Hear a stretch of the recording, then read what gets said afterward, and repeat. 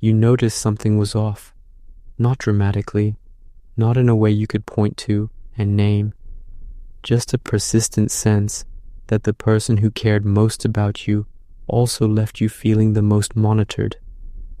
The one who checked in the most made you the least certain of your own perceptions. The relationship that looked the most nurturing from the outside produced the most internal noise. Not because you're ungrateful, not because you misread their intentions, not because the care wasn't real on some level. Your diagnosis of the situation is accurate. It's just incomplete. This isn't about manipulation in the way the word usually lands. Calculated, cold, deliberate. What operates here is harder to name and harder to leave, because it arrives dressed in the one thing you were taught to recognize as love. This video won't tell you what to do with that. It won't give you a script for the conversation you keep avoiding. What it will give you is a precise account of the mechanism, what it is, how it runs, and why it's so structurally difficult to see from the inside. The problem isn't that you miss the signs. The problem is that care and control can run on identical behavioral pathways. Concern, as a concept, sits in a particular moral position. Expressing it is considered prosocial. Receiving it is expected to produce gratitude. Questioning it is read as suspicious, a signal of ingratitude, of emotional immaturity, of problems with intimacy. That moral positioning is precisely what makes it operational as a control mechanism. Most accounts of relational manipulation frame it as a failure of empathy. The manipulator doesn't care. They simulate caring to extract what they need. That model is useful in some contexts. It doesn't describe what operates here. The mechanism you're inside doesn't require the absence of care. It operates through care, genuine, felt, real, and also functionally identical in its behavioral outputs to surveillance. Concern becomes control, not through deception, but through deployment. The question isn't whether the emotion is authentic. The question is what the emotion requires of you. Every check-in that requires an accounting. Every expressed worry that requires your reassurance. Every act of help that installs a debt you didn't agree to carry. These are not individual behaviors. They are a system. And the system has a function that is distinct from the emotion that powers it. That distinction is what most analyses of this pattern never reach. In the 1980s, a social psychologist named C. Daniel Batson designed a series of experiments to test the relationship between empathy and helping behavior. His original finding was intuitive. High empathy states reliably produced more helping. The data was consistent. The interpretation seemed clear. What emerged from the extended studies was less comfortable. Batson's team identified that high empathy states also produce something else, a motivated investment in the target of empathy remaining in a state that justified the help. Subjects who felt strong empathic concern for another person showed measurable resistance to information suggesting the other person was doing fine. The helping motivation persisted beyond the presence of the need it claimed to be responding to. The bridge to your experience is direct. The person who worries about you most may be running a system that requires your vulnerability to sustain itself. There is a second layer to this data. It didn't make it into the popular summaries. It rarely does. The anterior cingulate cortex tracks discrepancy. It compares the current state of affairs against an expected model and generates a signal proportional to the gap. That signal drives corrective behavior. In relational control operating through concern, the model being tracked is not your well-being, it's your compliance with a role. The amygdala processes threat. expressions of genuine care and expressions of concern as surveillance activate overlapping circuits in both sender and receiver. The nervous system cannot easily distinguish between the two from the inside. This is not a cognitive failure, it is architecture. The prefrontal cortex, the system responsible for evaluating intent, requires time, safety, and sufficient distance from the stimulus to operate accurately. In close relationships, all three are structurally compromised. Proximity, dependency, and the ongoing activation of attachment circuits suppress exactly the processing that would allow you to evaluate what is happening. The pattern runs below the level where your analysis can intercept it in real time. This is not a design flaw. It is a feature of attachment systems. But understanding where the architecture came from doesn't change the fact that it's running now. Think about who taught you that being worried about was the primary evidence of being loved. Not as an abstract question, as a specific trace. Who expressed their love predominantly through concern? Who made their worry visible enough that managing it became part of your daily operation? Who required your reassurance more than they offered it? How old were you when you first understood that someone's anxiety about you was your responsibility to resolve? What happened in that environment when you were fine, actually fine, and there was no need to worry about you? Did being well feel safe? Or did it feel like a kind of abandonment of the dynamic that organized the relationship? You learned to read concern as care in an environment that structured them as equivalent.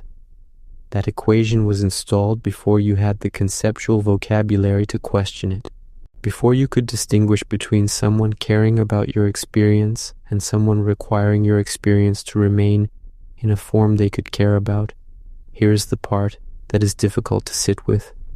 The system that runs on you was almost certainly a real protection at some point. The brain produces solutions.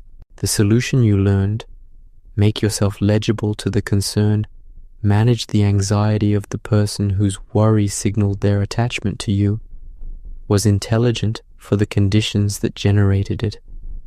You were in a system you didn't design and couldn't exit. Reading that system accurately and adapting to it was survival, not pathology. The problem is not that you failed. The problem is that the solution outlived the environment that made it necessary. Knowing that does not turn off the circuit. Understanding that the pattern was adaptive doesn't update the default setting. You can hold both propositions simultaneously, that it made sense then, that it cost you now, and still find yourself running the same response when the same activation arrives. That gap between knowing and updating is not a failure of will. It is a property of systems that were installed before language, before analysis, before any capacity to choose. The relief of that recontextualization lands next to something harder. Batson's extended data contained something his original framework didn't anticipate. The motivated investment in the target's vulnerability didn't require conscious awareness. Subjects showed no recognition of the distortion in their own helping motivation.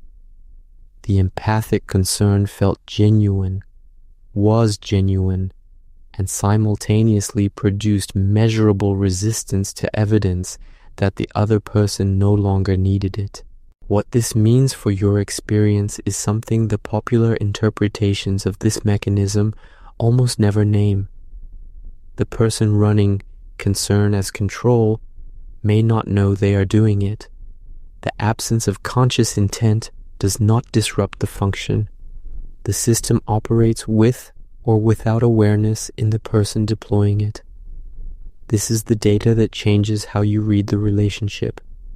Not whether they mean it, not whether the care is real, but whether the system requires your diminishment to sustain itself, regardless of the emotion powering it. You've tried naming it. The conversation didn't hold. The moment you identified the dynamic, said something that moved toward it, however carefully. What followed was a demonstration of the mechanism itself. The hurt, the worry now redirected at your perception, the concern about what it meant that you were seeing it that way. Trying to opt out of being worried about produced more worry. Willpower doesn't address this. You can decide to stop being affected and find that the decision has no traction on the nervous system that generates the response. Discipline is applied to choices. This is not running at the level of choice. Accountability structures assume that naming the behavior changes the behavior. In systems where concern is the delivery vehicle, naming the behavior triggers the concern response. The conversation becomes evidence of the problem the concern was always tracking. It's not, how do I make them understand what they're doing? It's, how does a system that runs below awareness get updated by a conversation that reactivates it? Those are different problems, and only one of them has any traction on what is actually happening. There is a specific moment when the mechanism becomes most visible. You are doing something that is going well, not performing wellness, actually operating with some competence and stability in your own life. And something tightens. An anticipatory contraction. Not dread, not quite anxiety, a kind of pre-compliance, a readiness to minimize what is going well before it gets noticed, before the concern arrives about whether you're pushing yourself too hard, before the worry is expressed that maybe you're missing something, before the care requires your doubt in order to be received. You begin editing before there is anything to edit. That is the mechanism, not their behavior, yours, already running, already anticipating, already contracting before contact. The system doesn't need to be present to operate. The territory you allow yourself in your own life has been calibrated to what can be held without generating alarm in the system around you. Some doors you stopped standing in front of, not dramatically, not with grief you could name at the time, just a quiet recalculation of what was worth pursuing. Some versions of yourself were quietly retired. The math was unconscious and precise. How much visibility is sustainable? How much success requires management? How much stability reads as indifference to the relationship? What you negotiated away wasn't obvious. It was the accumulation of 1,000 small contractions into a posture so familiar it stopped feeling like a constraint. That is the invisible cost, not suffering you can point to. A life slightly smaller than the one that was available. The last finding in Batson's extended data rarely surfaces outside specialist literature on the relational dimensions of empathy. The investment in the target's vulnerability showed a measurable increase in the period immediately following expressions of that target's competence and independence. The empathic concern didn't stabilize. It escalated precisely when it was least warranted by the external conditions. The implication is direct. The system doesn't de-escalate as you do better. It generates more concern, more monitoring, more behavioral evidence of caring that requires your management. Understanding this doesn't produce a clear exit.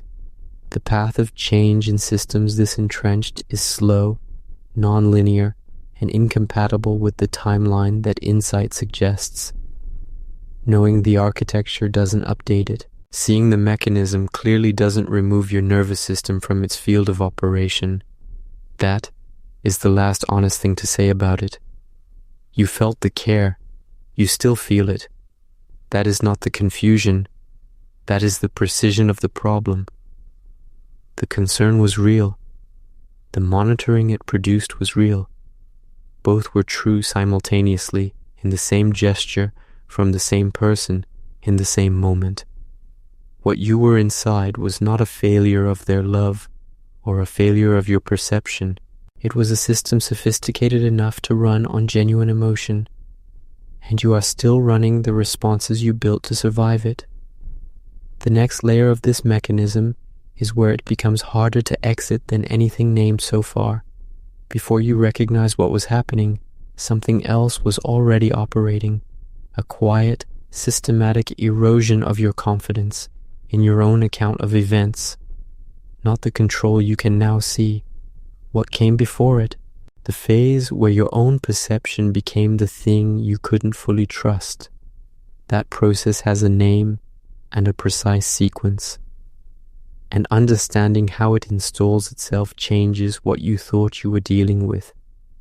That video is on the screen now.